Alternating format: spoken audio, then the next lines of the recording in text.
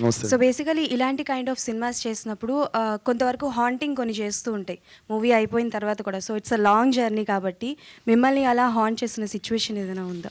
Haunt చేసిన situation అంటే frozen లెక్ మీద షూట్ చేసినాం. అంటే పోయేదాకా తెలియదు నాకు, అంటే రోజు రోజు రిస్క్లే ఉండేవి. ఇది ఏంటంటే పోనీ ఫ్రోజన్ లేక్ అనుకోండి, కొంచెం ముందరకు పోయినాక మళ్ళీ నీళ్ళు ఉన్నాయి అనుకోండి, పర్లేదు. నాకు తెలిసి 40-50 కిలోమీటర్ల దాకా ఐసే ఉంది, కింద ఫ్లోటింగ్ వాటర్. అంటే సర్రని ఫాస్ట్గా ఏదన్నా పడితే కొట్టుకపోవడమే, అంత ఫాస్ట్గా వాటర్ వెళ్తున్న దాని మీద ఫ్రోజన్ లేక్ ఇది. అంటే మనం పొరపాటున బొక్కలో పడ్డాం అనుకోండి, ఒక 40 కిలోమీటర్ల తర్వాత లేస్తుంది బాడీ. ఏంది ఇది పరిస్థితి, ఇక్కడ షూటింగ్ పెట్టినా ఏందని అడిగిన.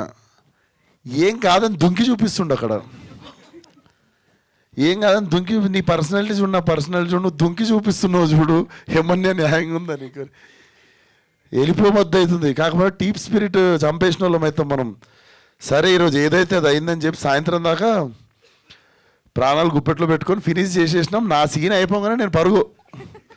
లాస్ట్ షాట్ అమ్మాయి అవుతుంది చాందనిది, ఆ అమ్మాయి షాట్ వీళ్ళు తీసుకుంటారు యూనిట్.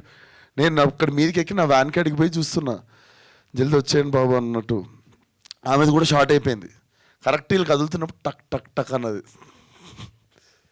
అది కెమెరాలో కూడా క్యాప్చర్ వెంటనే చాంది నా దగ్గరికి ఎవరు రావద్దు, నా దగ్గరికి ఎవరు రావద్దు అని చెప్పి ఫస్ట్ బ్యాగ్ ఇప్పేసి, మనోడు ఏంది రియలిస్టిక్గా ఉండాలని బ్యాగులో కూడా న్యూస్ పేపర్ దూది ఇలాంటివి కుక్కొచ్చు కదా, రియలిస్టిక్గా ఉండాలి మోస్తున్నట్టు అని బ్యాగ్ నిండా మళ్ళీ బరువు ఆ ఫ్రోజన్ లేక్ మీద.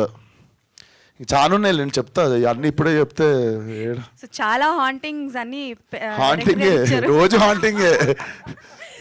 సో డైరెక్టర్ గారు యా బేసికల్గా కొన్ని సీన్స్ చేసినప్పుడు అంటే లైక్ మీరు చెప్పారు కదా రియల్గానే నేను జర్నీ చేశాను అని చెప్పేసి, మీ ఎక్స్పీరియన్స్ ఏంటి? హారర్ ఎక్స్పీరియన్స్ ఏదైనా ఉందా లైక్ అఘోరాస్తో?